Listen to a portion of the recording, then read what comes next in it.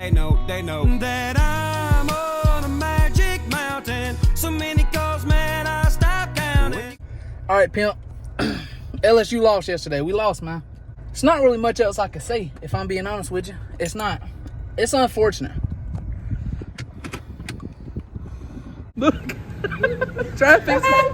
Try. Oh.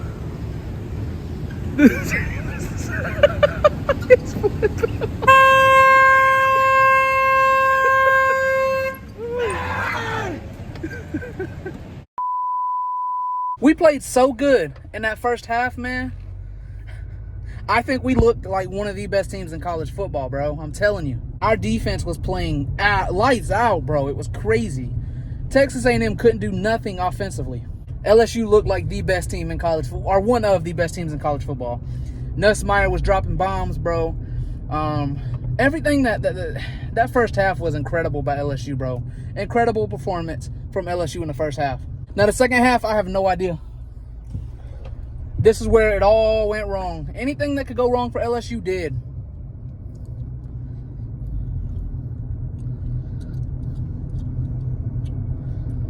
I mean, we had missed field goals. We had interceptions by Nussmeier.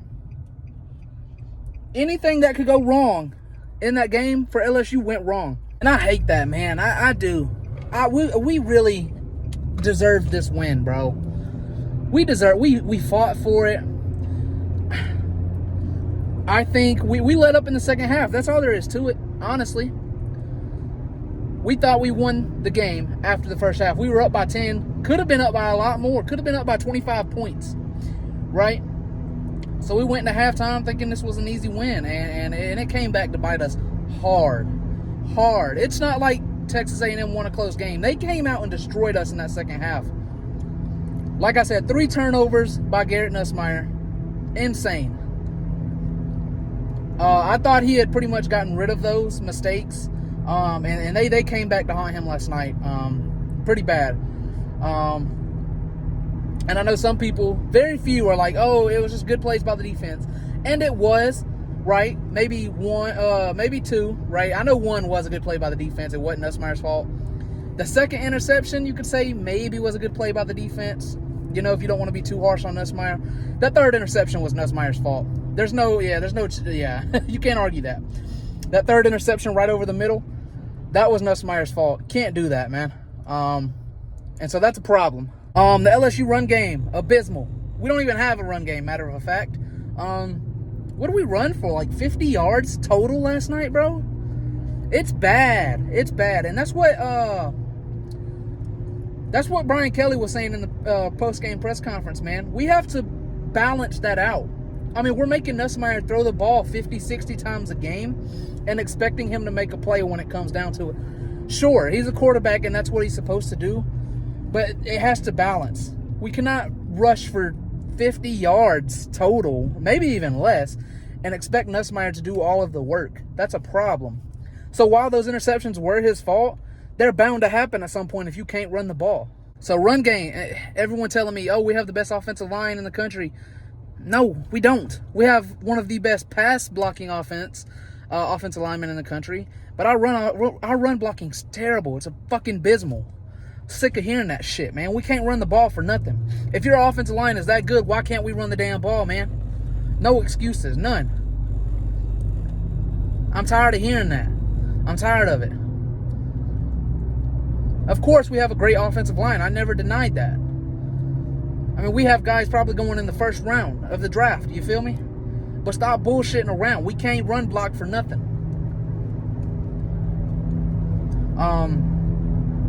So like I said, run game has to balance out in order to help Nussmeier. We have to help Nussmeier.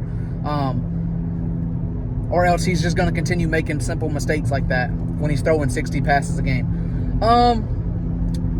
Special teams, bro. Those field goals, bro. The 2 missed field goals, right? And the first one, I didn't think it was his fault. I thought, Texas A&M, they were loud last night, bro. They were. You're going to miss a field goal or 2. So I don't necessarily hate our kicker. I think we should stick with the kicker we have. I do. Maybe the moment was just too big for him. I don't know, man. But Texas, they were loud in that arena last night, bro. That stadium, whatever. They were loud, bro. You have to acknowledge that.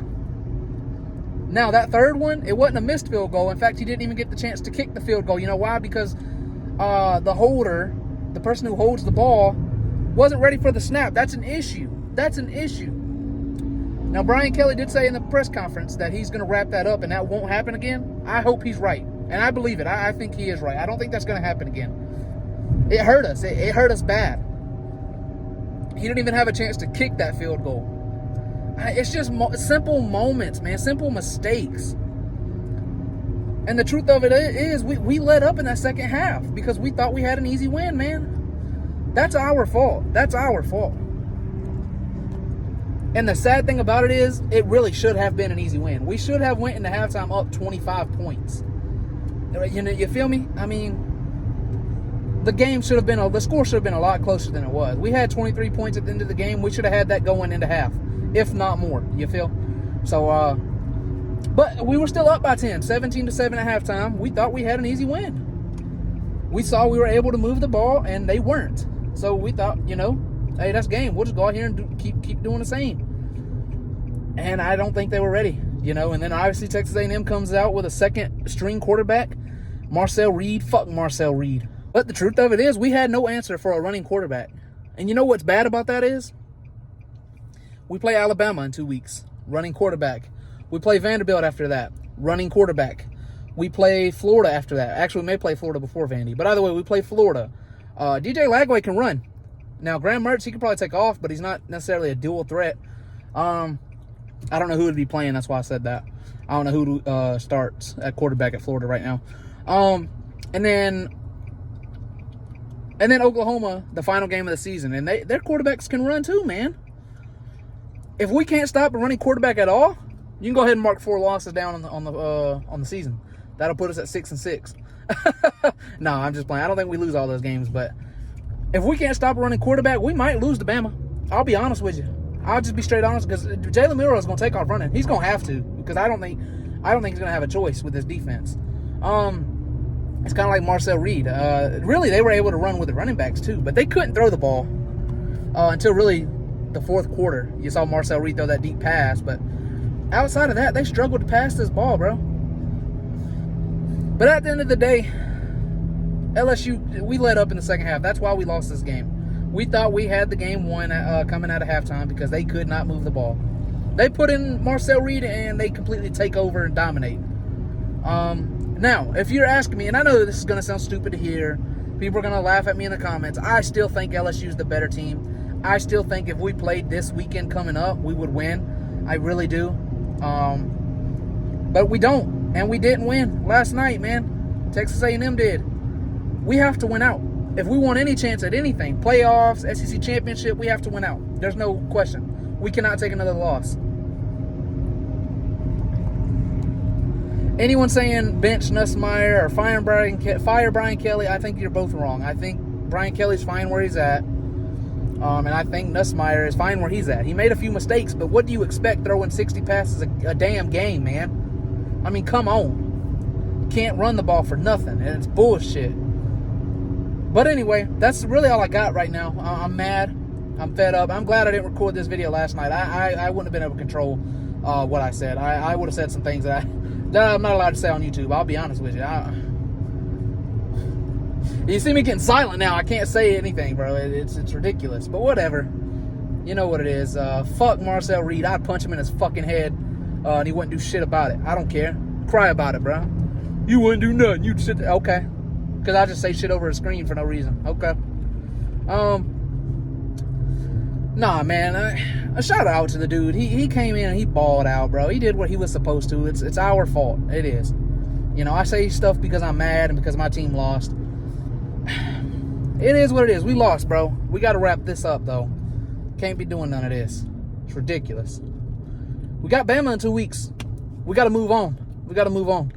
It's what we did last year after the Alabama game. We lost, but we moved on and blew out Florida. That's what we got to do here in 2 weeks. We do get a bye week. That helps. Can't let Bama do this to us, bro. Can't let Bama do this to us. But anyway, that's all I got, man. LSU, go Tigers. And just chill out, fans. It's going to be all right. I think so. We got a lot of kids coming in. right in recruiting. I think we'll be okay. We just calm down. And we still can make the playoffs, so it's not necessarily over. So let's just chill out. Myself included, I need to chill too. I think we'll be okay. With that being said, man, go Tigers. Let's look at the stats. I've got the facts. My money like Lizzo, my pockets are fat. Homie, I'm epic. Don't be a wap. Dog, it's a yarmulke. Homie, no cap.